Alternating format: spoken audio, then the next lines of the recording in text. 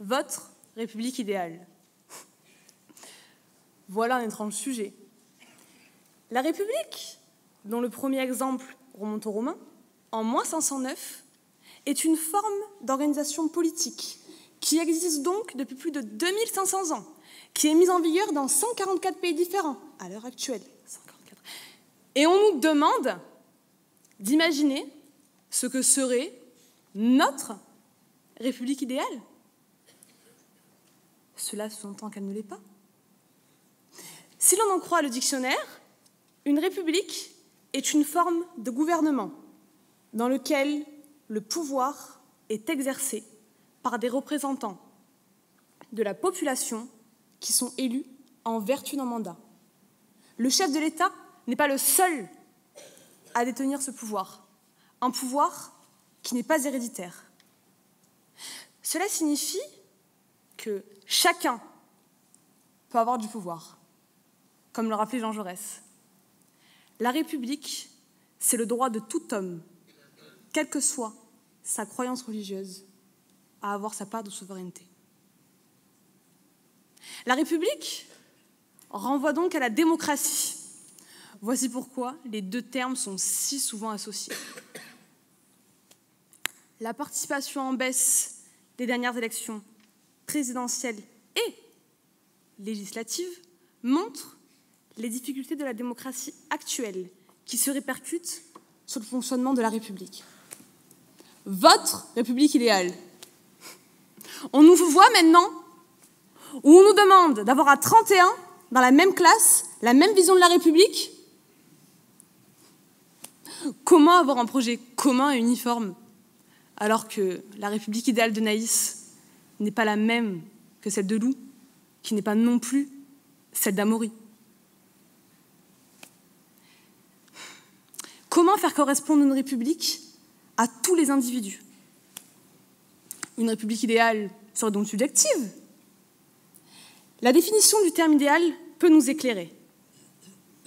Qui atteint toute la perfection que l'on peut concevoir ou souhaiter. Si les 3/4 des pays ont choisi ce régime, c'est qu'on se rapproche de la perfection. Mais sur quel modèle s'appuyer? Une république présidentielle, sans Premier ministre, comme aux États-Unis. Une république avec Premier ministre, comme en Corée du Sud. Une république semi-présidentielle, comme en France ou au Portugal. Une république parlementaire, comme en Italie ou en Allemagne. Ou une république hybride, comme en Suisse. La réponse tient sûrement dans la fin de la définition du terme idéal, qui paraît difficilement réalisable. Une république idéale serait donc utopique. Dans la République de Platon, considérée comme le premier ouvrage de philosophie politique, l'auteur met déjà en avant, à travers un dialogue, une cité idéale, un ouvrage classé dans le genre littéraire, de l'utopie. Alors, si l'on occulte l'aspect irréalisable et le caractère antinomique de ces deux termes, on peut toujours imaginer une république idéale. Ça serait une république dans laquelle on n'est pas jugé et on ne juge pas les autres.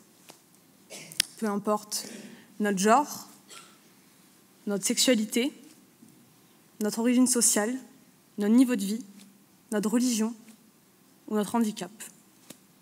Une république idéale dans laquelle un enseignant d'histoire géo ou un contrôleur des impôts ne serait pas assassiné en faisant leur métier. Une république idéale dans laquelle le non-respect des droits de l'homme passerait avant une célébration footballistique collective. Une république idéale dans laquelle les mêmes chances de réussir seraient les mêmes pour toutes et tous. Comme Winston Churchill le disait de la démocratie, la République n'est-elle pas finalement le moins mauvais des régimes politiques? De là à ce qu'elle devienne idéale, il y a un peu d'imagination et surtout beaucoup de travail.